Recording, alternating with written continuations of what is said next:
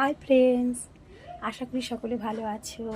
তোমরা ফুলকপি খেয়েছো, বাঁধাকপি খেয়েছো এবং আর একটা কপি আছে, সেটা হচ্ছে ওলকপি। আজ আমি নিরামিষ ওলকপি কীভাবে রান্না করতে হয় সেটা দেখাবো। কেননা ওলকপি মাছ দিয়েও হয়, এমনিও ওলকপি দিয়ে আলু দিয়ে আদা রসুন পেঁয়াজ দিয়েও হয়।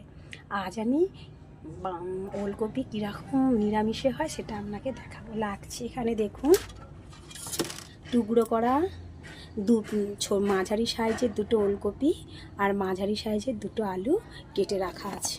দেখুন, লাগছে মটরশুঁটি কেটে, একটা টমেটো, একটা শুকনো লঙ্কা, দুটো কাঁচা লঙ্কা, পেস্ট করা আদা এবং হলুদ, ধনে জিরে গুঁড়ো সমস্ত রাখা আছে। প্রথমে আমি কড়াইতে অল্প জল দেব। দেখুন, কড়াইতে জল দেওয়া হয়েছে এবং টুকরো করা ফুলকপিগুলো দিয়ে দেব। সামান্য নুন দেব, সামান্য হলুদ দেব, দিয়ে এটা একটুখানি ভাপিয়ে নেব। কড়াইতে আগে একটুখানি তেল ছিল বলে যে জলেতে একটু তেলগুলো ভেসে উঠেছে, কেননা আগে আমি একটা রান্না করেছিলাম তো এই জন্য।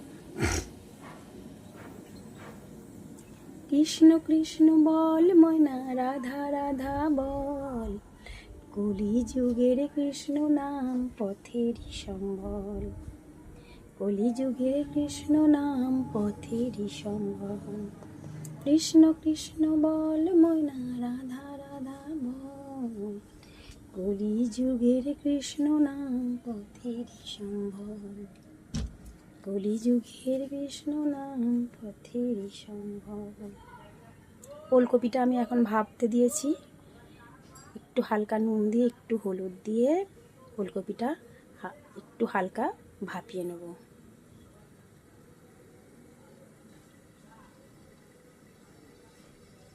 কলি যুগের কৃষ্ণ, ভাই বলো বন্ধু বলো, কেউ তো কারো নয়, দুদিনেরই ভালোবাসা পথের পরিচয়।